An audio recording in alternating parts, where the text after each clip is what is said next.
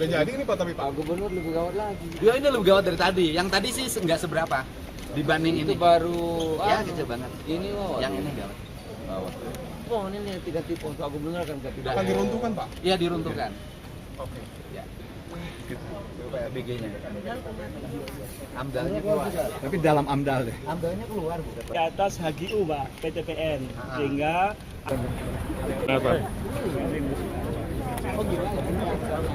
Oh iya.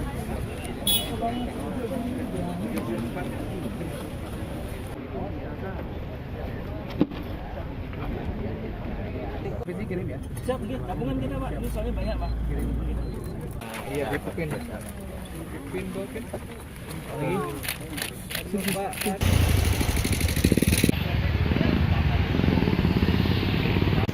Hari ini yang terakhir, hari ini ya, besok lain lagi.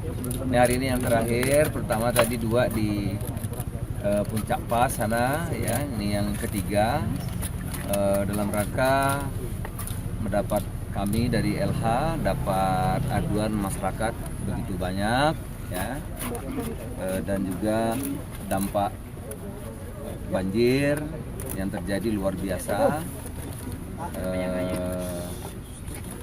Dalam rangka juga menegakkan aturan hukum undang-undang yang berlaku, maka pertama tadi disegel 2 di sana, ini yang terakhir di sini ya. Banyak hanya disegel aja Pak. Hari ini 4, oh 4, oh malam 4 hari ini. Jadi ini yang keempat hari ini. Nah, besok mungkin nambah lagi. Pelanggarannya apa nih Pak? Segel aja Pak, harus dibongkar Pak. Pak Menteri Lingkungan. Oke, terima kasih ya. Jadi ini indikasi pidananya sudah ada. Jadi kami akan menuntut 2 hal terkait dengan semua tenan yang tadi disita oleh Pak Menko dan Pak Gubernur. Kita akan melakukan pendalaman di dalam tahapan penyidikan. Kami akan menuntut 2 hal. Pertama dari pidananya, karena berdasarkan kajian kita telah berkontribusi menyebabkan banjir dengan kerugian yang cukup besar, material dan 1 korban jiwa. Ini pemerintah pusat tidak boleh diam, kita harus mengambil langkah-langkah serius, dan ini kejadian ini sudah berulang-ulang. Artinya alam telah mengkalibrasi bahwa kalau kita berbuat seperti ini terus, bencana di hulu, di hilir sana cukup besar. Sehingga Pak Menko memerintahkan kepada saya untuk melakukan analisis detail terkait penggunaan lahannya. Sejatinya kita hari ini berada di segmen 1 dari Das Ciliwung. Das Ciliwung ini seluas 38.500 hektar.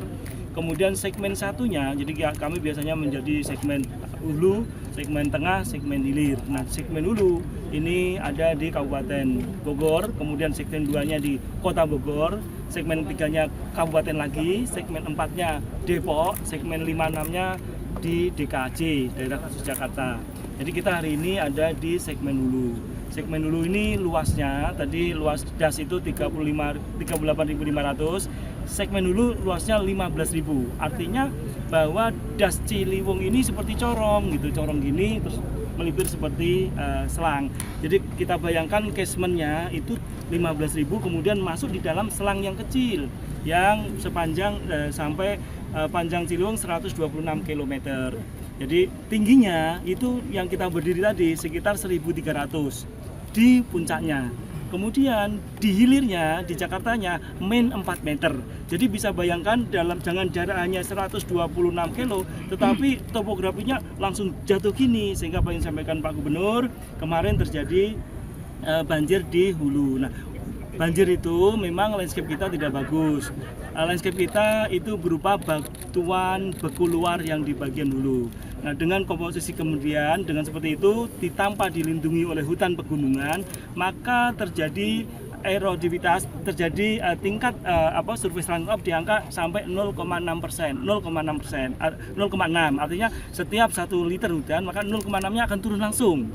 Nah, pada saat kejadian total curah hujan dari tanggal 28 sampai tanggal 2 Maret yang menyebabkan banjir besar itu, maka total hujannya adalah 247 mm. Jadi jumlah total selama 3 hari. Itu kalau dikalikan landscape tadi 15.000, maka hari itu air turun sebanyak 35 juta meter kubik. Oke, sementara dengan landscape yang seperti itu, maka itu kemudian menjadi air itu tidak tertahan. Jadi air itu sejatinya, Pak Menko tadi, ini harusnya pohon. Sebenarnya dulu waktu kebun teh mungkin belum ada seperti ini, belum ada gangguan lain.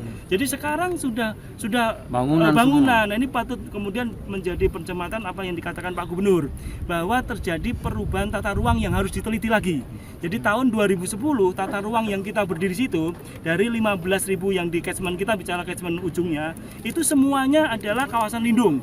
Kemudian kawasan konservasi badan air. Nah, hari ini itu berdasarkan Perda tahun 2022 Jawa Barat dirubah menjadi kawasan pertanian dan pemukiman.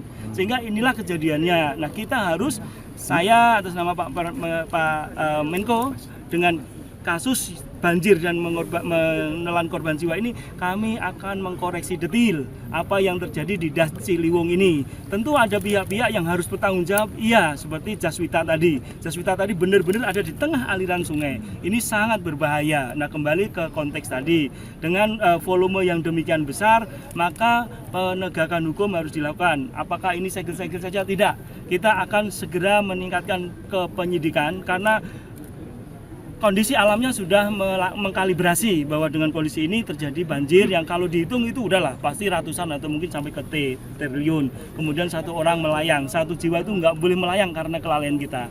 Sehingga kita akan mengevaluasi detail kenapa yang dari landscape yang 15.000 itu, maka 8.000-nya kemudian berubah menjadi kawasan pertanian tahun 2022. Sejak itu maka maraklah itu bangunan-bangunan. Kita akan koreksi detail, kita akan panggil, akan cek semua. Tata ruangnya harus kita koreksi habis, karena ini yang menyebabkan kemudian terjadi meledaknya pemukiman. Dan tahun 2010 pemukiman hanya sekitar 500 hektaran. Nah, saat ini sudah 1.500. Sebagian besar resort-resort gede itu ada di badan air bahkan, Pak Gubernur, Pak Menko. Sehingga saran Pak Menko, ini bukan berhenti di sini. Ini kita memang secara seremonial harus dilakukan lebih awal. Selanjutnya kita telah memerintahkan Pak Deputi Gakom untuk menyelesaikan seluruh tenan-tenan yang berada di segmen hulu ini untuk dilakukan penyegelan dan prosesan hukum lebih lanjut.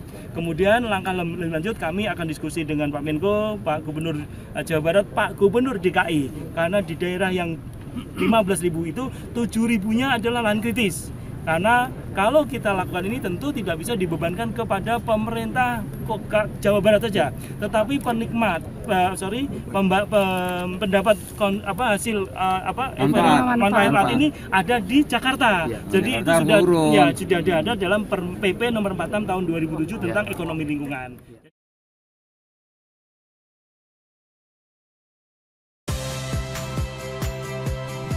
Saya Audrey Chandra. Saksikan program-program Kompas TV melalui siaran digital, pay TV, dan media streaming lainnya.